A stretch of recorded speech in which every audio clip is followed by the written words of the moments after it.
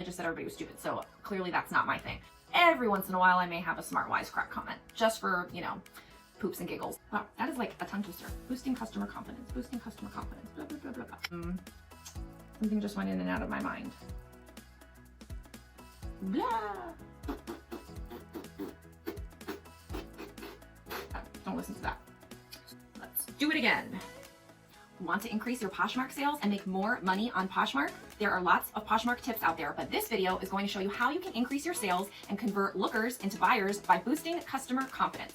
All these tips mentioned today will help you make more sales because the buyer will end up feeling more confident when they review your listings, see everything you have to offer in your store, and will definitely feel more comfortable about making that purchase. All these tips are designed to help boost the confidence in your buyer so that they buy from you and not from someone else. These tips may even help you command a higher price point for your items than maybe what you've been getting in the past. What's up everyone, I'm Rebecca and you're watching Rebecca the Reseller. Thanks for joining me today for a video all about how to boost customer confidence on Poshmark and help increase your Poshmark sales. Today's video is brought to you by my Etsy store. I don't know if you know this, I haven't mentioned it in a while, but I have an Etsy store and it's all reseller swag and reseller printables for tools and resources to help you with your reselling business. These are all things that I've created for myself that have helped me save time or be more efficient or just handle different business tasks. They've worked well for me and now I'm making them available to you. Most of them are printables and they're very minimal charges and there's always a sale running. So I hope you will check out my Etsy store and see what cool things I have for you there. I'm always adding new products, so go ahead and favorite that shop and check back often. Now let's get into the video. In the past, I have done a couple of Poshmark closet reviews and I did videos on them and there's a playlist for them. I will link it in the description below so you can check that playlist. I did a handful of them and they were actually really fun. Time consuming, but they were really fun to do. It really is actually, I don't know, I enjoy doing closet reviews. I don't know why that is, but I feel like I analyze a lot of things in my own closet and I'm not perfect. Don't get me wrong. I'm definitely not perfect, but I've done a lot of things to improve my closet over the last almost 4 years of reselling on Poshmark. And I feel like I put a lot of thought and effort into a lot of the things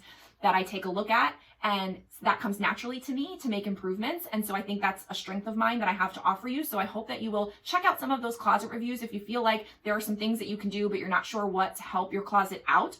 If you're interested in a closet review, that is one of the products that's available in my Etsy shop. You can purchase the listing, you get a closet review from me, custom with a video, it's all explained in there, and it's very simple and easy, and you get a lot of really great information. So check out the closet review playlist that I have down below, see if you're interested in doing a custom closet review with me yourself, and then pay attention to all these tips to help boost customer confidence. The main thing is that you want the customer to have a feeling that you are a professional seller, that when they make a purchase from you, they are going to get exactly what you're saying it is, that it's not going to be a poor transaction, that they're not going to come away feeling like they got ripped off, or that, you know, it might take a long time for them to get their item, or that you're not going to communicate back with them. You just want to do everything you can to make that buyer feel good about purchasing from you. And that can be the difference between them buying the size 6 Banana Republic skirt from someone else or buying it from you, or paying you $39 for this very basic item instead of $20 for that basic item. It could be the difference between them making an offer or lowballing you and them just buying it outright. So there's a lot of things that play into this and a lot of benefits that you can get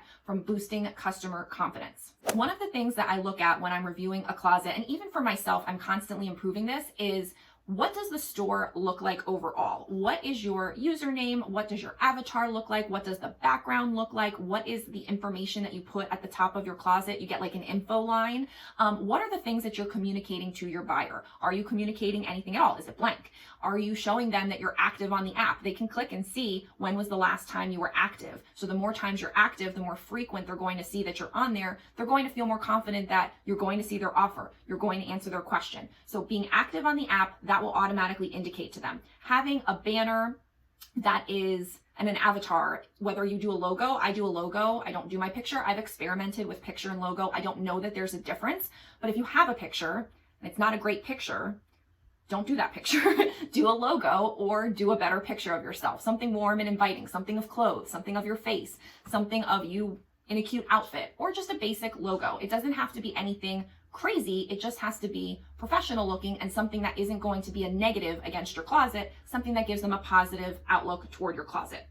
The info line is at the top, and that's something that I use to go ahead and say that I've sold so many items. Actually, right now I need to update it. It says that I've sold 5,000 items. I've actually sold over 6,000 items. It also says that I ship same or next day. I think that those are two things to lead with. It tells them that you've sold a bunch of items. So you're a professional seller that has a history. You're not just somebody that started yesterday and has no idea what they're doing. So if you've sold, I would say even over 1,000 items, I think it would be worth putting something like that in there. Also, if you do ship same or next day, I think that is probably one of the number one things. Another thing is to pay attention to what the stats say about you. So if someone clicks on your profile or the About This posture, they're able to see a couple of things: when you were last on the app. So being active on the app will show them that you're in there often throughout the day, and we'll be able to answer their question, or we'll be able to ship out their item quickly. It also shows the shipping time. And so if you are someone that ships same or next day, you can add that into, that top line in your profile, but you can also have it shown directly from Poshmark. Instead of you just saying it, Poshmark is actually verifying that you shipped within 1 day or within 2 days or whatever.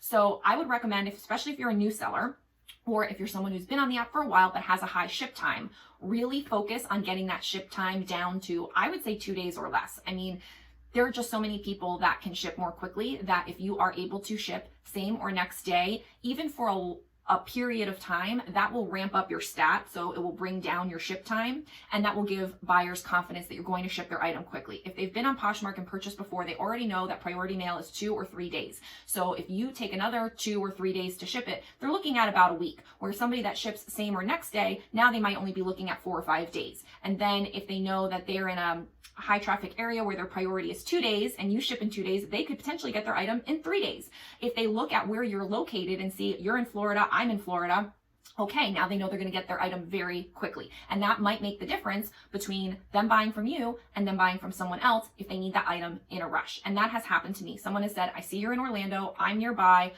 when can you ship this? So I think it's important to bring your average ship time down. It's something that Poshmark says. It's something that you should also highlight. And I think it really does make a difference for buyers to have that information in making their purchasing decisions.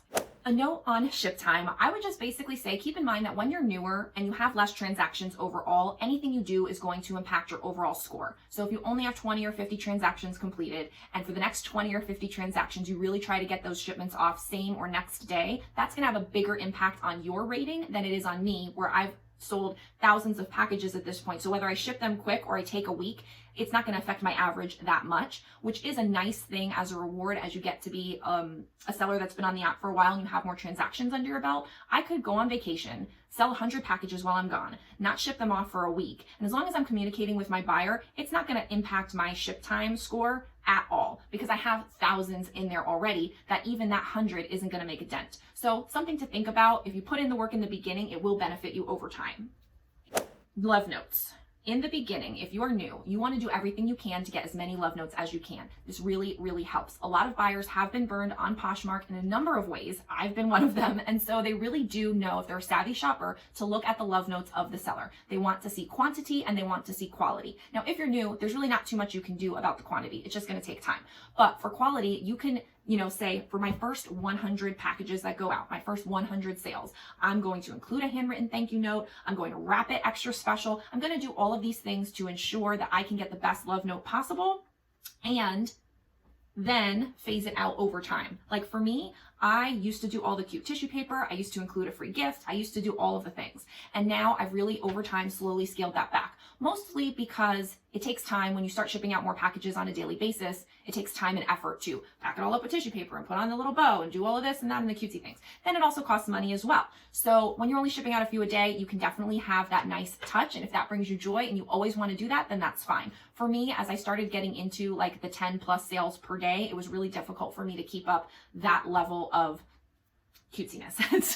And I'm not that cutesy of a person to begin with. So I kind of slowly phased it away. And what I do now is just ship in a resealable plastic bag. So it looks professional. It's folded nicely. It's in the bag, so it's protected. It has an inventory number on there. I used to even include a thank you business card. And now I've even stopped that, again, to save time and again, to save money. And I've had no change and no issue with anything. But I also have, again, thousands of transactions under my belt, to where if someone did give me a ding on a love note or did not leave me a love note, it wouldn't impact me that much. But when you're trying to build up that track record, which I do think is important to buyers, You want to do everything you can in the beginning. So have something in mind where you can say, my first 100 transactions, I'm going to do all the things. And then maybe the next 100 transactions, I'm just going to package it professionally, but I'm not going to go crazy with all of the stuff.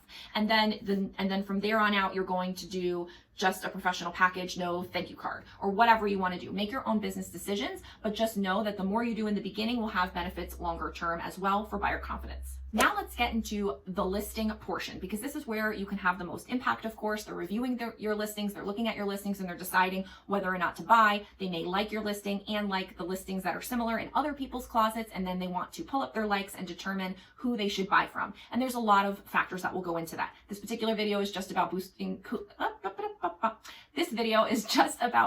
customer confidence. So we're not going to talk about all the other things that could play into someone making a purchase from you or making a bundle or whatever. But the things that I pay attention to, first off, I think has the most impact are your photos. And there's lots of videos. I have a few other channels have videos on how you can make your photos better, more professional, how you can get that white background. I have a lot of things that I recommend. I've done a few videos. I'll link them down below about how to better your photos, things that you can do to revise your photos and make them better to increase sales. But what I want to note here is that the photos do count. Let's not kid ourselves. They do count. But you don't have to have the perfect photo in order to increase customer confidence and help the likelihood that they're going to buy from you. One of the simple things that you can do is just make sure that whatever you have the item on, whether you're hanging it on the wall, you're laying it on a surface, you have it on a mannequin, that it's clean and clear. So whether you hang it up, make sure that wall is clean and clear. If you do lay it on the floor, and everybody talks about laying it on the floor, I think laying it on carpet, laying it on a hardwood floor doesn't present the best, but when you're just getting started, or if that's all you have, it's not the worst thing, but just make sure that it's clean and clear if you're going to do that. If you're going to put it on a bed, make sure it's clean and clear. Don't have your, pajamas rolled up next to it. Or don't have your dog laying next to it. Like, have a clean and clear space so that you can let the item shine and you can show the people that you are doing your best to take as good of care of the item as you can. And that leads into the next point, which is basically make the item look as well presented as possible. So even if you have a nice clean and clear wall that's perfectly white and you have bright daylight lights, if you have the item hanging there all haphazard and messed up and the buttons are mismatched, it's not going to look like you take care of that item. It's not going to give me confidence that you're going to ship it to me in any kind of professional way. So anything you can do in your photos to make it clean, clear, well taken care of, professional, communicating that it's not going to smell. Obviously you can't do that, but I feel like the more things that you hit as far as it being clean and clear and well cared for will lead them to believe that it's going to arrive that way, that it's not going to smell, that you're not trying to hide any flaws, that you're not trying to do a switcheroo and send them something else or whatever they may be afraid of. In the photos, there are just those little things that you can do to make the photo stand out and also make the buyer look at it and say, okay, I feel confident about this. I feel comfortable that what I'm seeing here is actually what I'm going to get. Now, on that note, when you're taking photos, take as many as you can. Sometimes I take all 8, sometimes I take less, sometimes I take more and I put them in a photo collage so that I can fit more photos in the 8 that they give you. Now, supposedly one of the updates was that there are going to be more photos that we can have, so maybe they're going to up it to 12 soon on Poshmark. I don't know, but if I have more than 8 photos, I do a collage, usually of the tags, because they don't need to see everything. So I'll make like a photo collage in layout with 4 pictures of the tags or something like that, so that I can add it in and that gets me 4 pictures in one. But I'm doing everything I can to give them a full picture of the item, from the whole item front to the whole item back to the top item front to the top item or to the bottom item front to the entire back, to any details, to any flaws, to the brand tag, the size tag, the material care tag, and for myself if it has a style number so I can maybe look up a stock photo. So there's a lot that you can convey to the buyer with your photos. And I'm always trying to do things quicker. Like, believe me, I'm trying to take photos as quickly as possible, get my photo session done as quickly as possible, get these items into my storage unit, and then get them sold. I don't want to be farting around with these items for very long, but I do recognize that it is those photos that make the entire purchase happen. And so if I'm not communicating with the buyer exactly what they're getting, they're not going to buy it from me. And in certain situations, I may have the only one in their size. And in other situations, there may be 10 other people that have exactly what I have, exactly in their size. So I have to do everything I can to let that buyer know that my item is not only worth the price, and worth a higher price perhaps in some cases, but is worth them buying it from me to begin with. And so all of those things with the photos can really convey that if you think about it.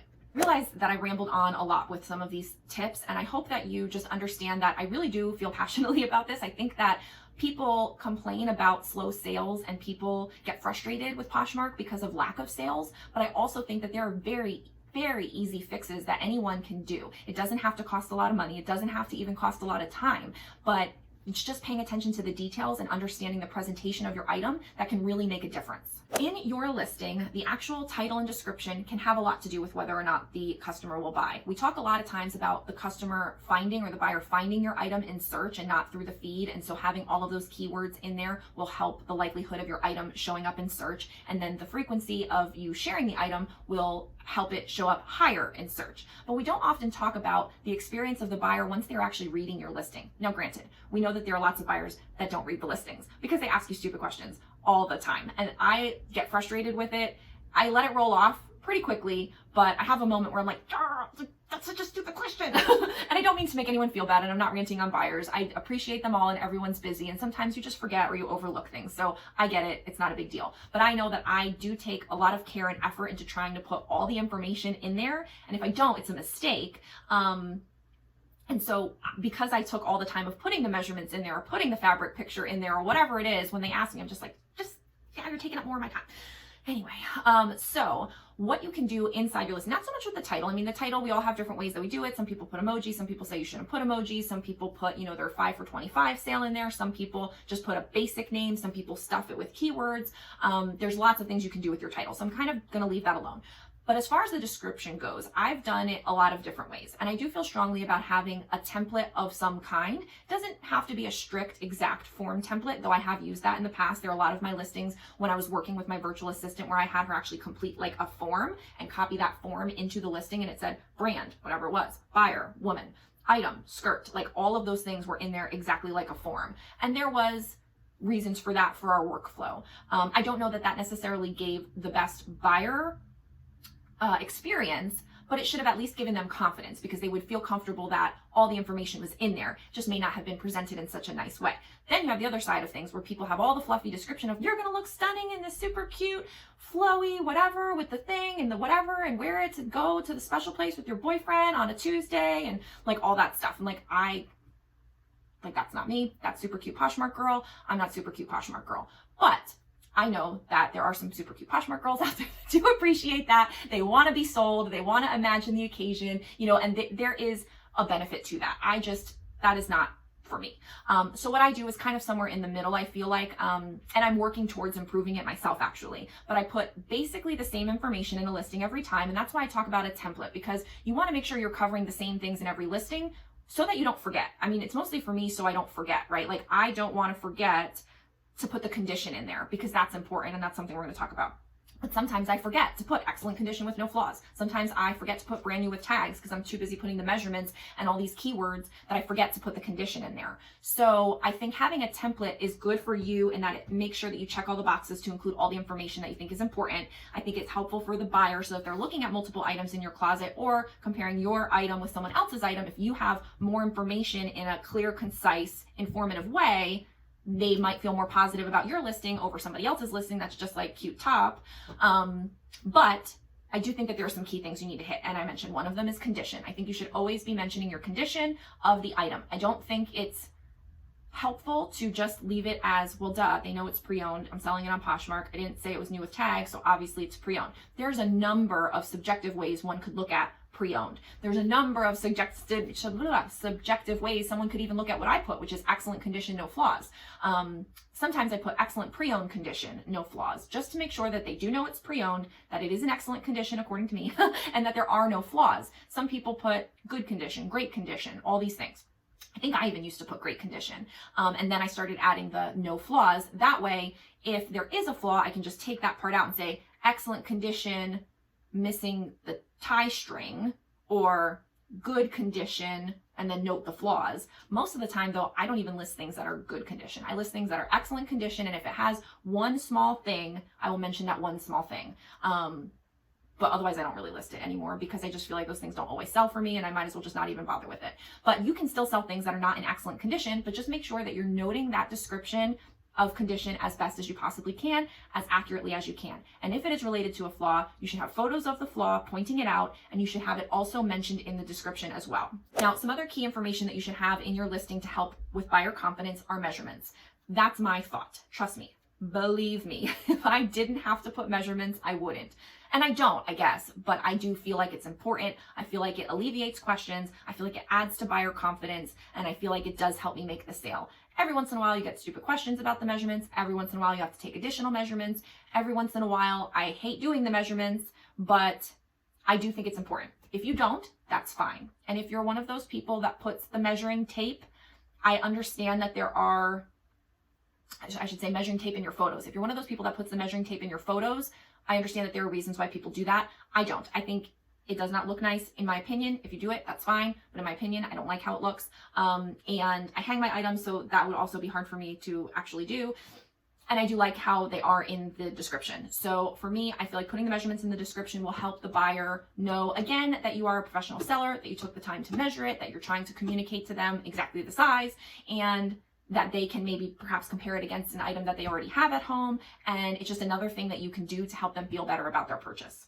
The last thing I have on the description is really just to complete all the fields. I mean, there's definitely some things that are optional on Poshmark. I complete everything unless there's some extenuating circumstance where I don't know how to complete it, but I do complete everything. That way, again, there's more chances for it to come up in search, but also the buyer feels like I took the time to make sure that the listing was complete and that they can get as full and complete picture of the item as possible through all of the fields.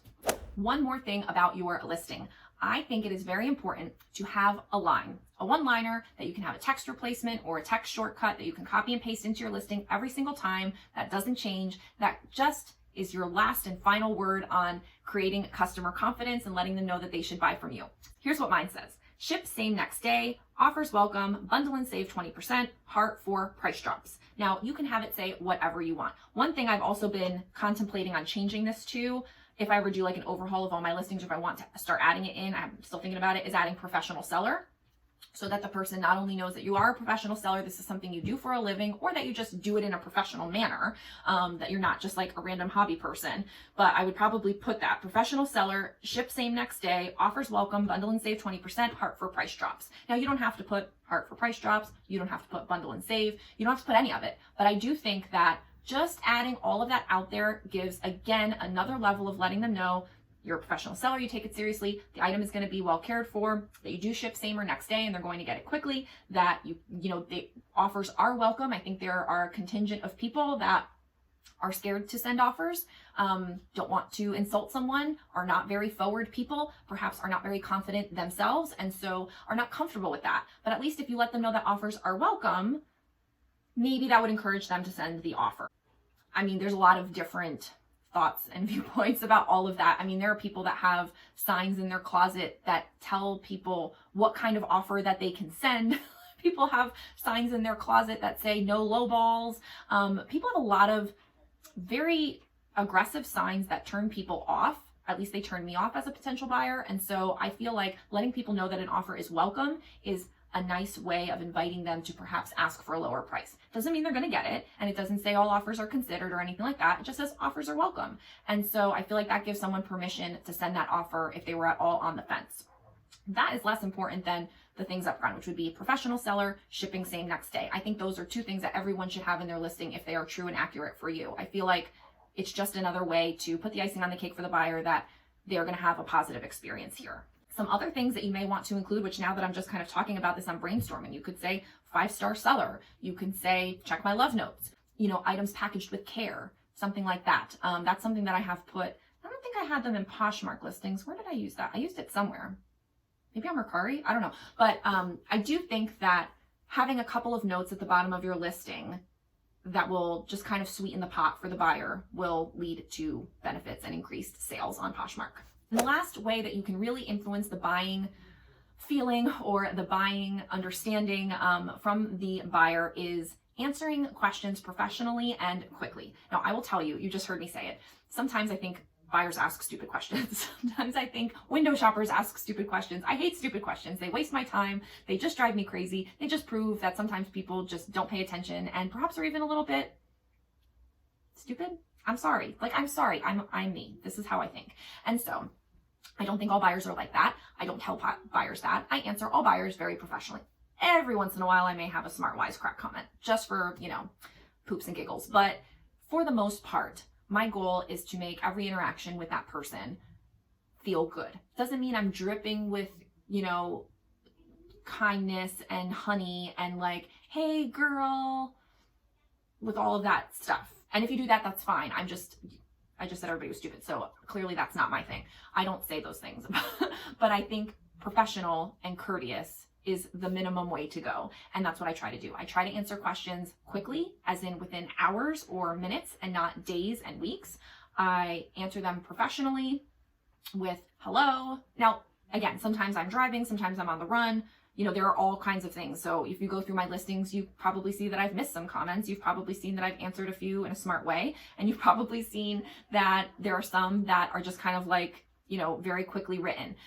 So we're not perfect. I'm not perfect. But in general, I do feel that my philosophy and what I do most of the time is to answer a comment or a question quickly, professionally, and well written. And I think that that's just another way to communicate to the buyer that you are a person, that you are a nice person, you are going to send them a good item, and that they're going to have a positive transaction with your Poshmark club. Tips I have for you, I hope that at least one of them will help you increase your sales by boosting customer confidence on Poshmark. Go ahead and check out the description below for all the videos that I mentioned and a link to the Etsy shop. And I will see you in the next video. Like, comment, and subscribe on your way out. Thanks, and have a great day. Bye.